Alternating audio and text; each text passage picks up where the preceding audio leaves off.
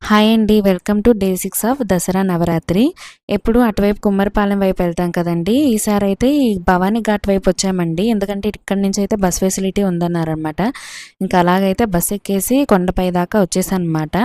అయితే మేము చేసిన మిస్టేక్ ఏంటంటే వీఐపీ లైన్లోనే నుంచుండిపోయామండి. అలా కాకుండా ఫ్రీ దర్శనం వైపు వెళ్ళుంటే అయిపోయేదనమాట.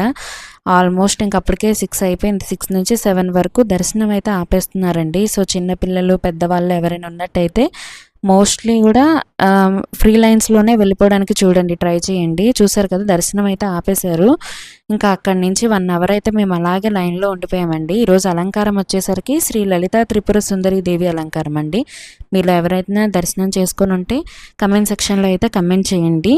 ఇంకా 1 అవర్ తర్వాత మళ్ళీ వీఐపీ లైన్ అయితే కదిలింది. ఇంకా అక్కడి నుంచి దర్శనం అయితే చాలా బాగా జరిగిందనమాట. ఇంకా బయటకు వచ్చేసాం, స్వామివారి దర్శనం కూడా చేసుకున్నామండి.